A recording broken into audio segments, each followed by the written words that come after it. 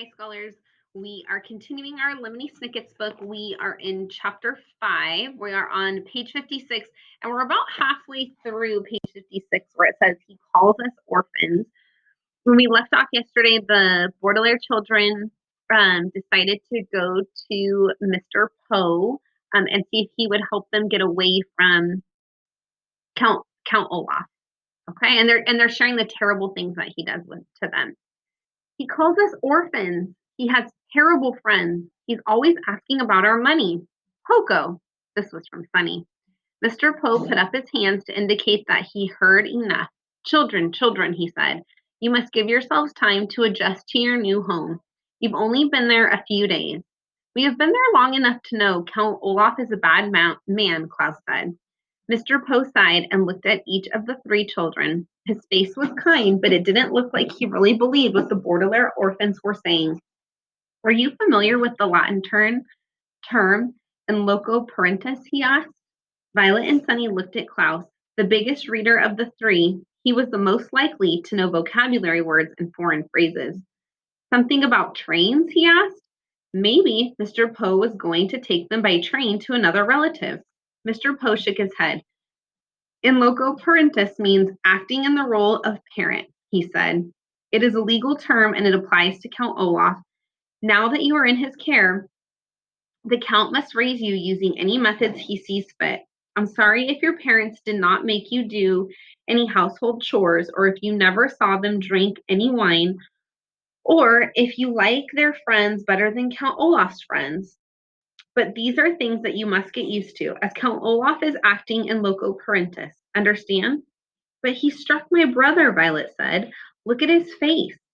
As Violet spoke, let me move this down for you. There you go. As Violet spoke, Mr. Poe reached into his pocket for his handkerchief and covered his mouth, coughed many, many times into it. He coughed so loudly that Violet could not be certain he had heard her. Whatever Count Olaf has done, Mr. Poe said, glancing down at one of his papers and circling a number, he had acted in loco parentis, and there's nothing I can do about it. Your money will be well protected by myself and by the bank, but Count Olaf's parenting techniques are his own business. Now, I hate to usher you out post haste, but I have very much work to do. The children sat there stunned. Mr. Poe looked up and cleared his throat. Post haste, he said, means you'll do nothing to help us, Violet finished for him. She was shaking with anger and frustration as one of the phones began ringing. She stood up and walked out of the room, followed by Klaus, who was carrying Sunny. They stalked out of the bank and stood on the street, not knowing what to do next. What shall we do next? Klaus asked sadly. Violet stared up at the sky. She wished she could invent something that could take them out there. It's getting a bit late, she said. We might as well just go back and think of something else tomorrow. Perhaps we can stop and see Justice Strauss. But you said she wouldn't help us, Klaus said. Not for help, Violet said, for books.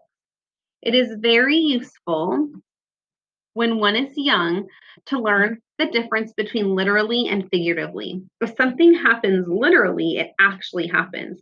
If something happens figuratively, it feels like it's happening. If you are literally jumping for joy, for instance, it means you are leaping in the air because you are very happy. If you are figuratively jumping for joy, it means you are so happy that you could jump for joy, but are saving your energy for other matters. The Baudelaire orphans walked back to Count Olaf's neighborhood and stopped at the home of Justice Strauss, who welcomed them inside and let them choose books from the library.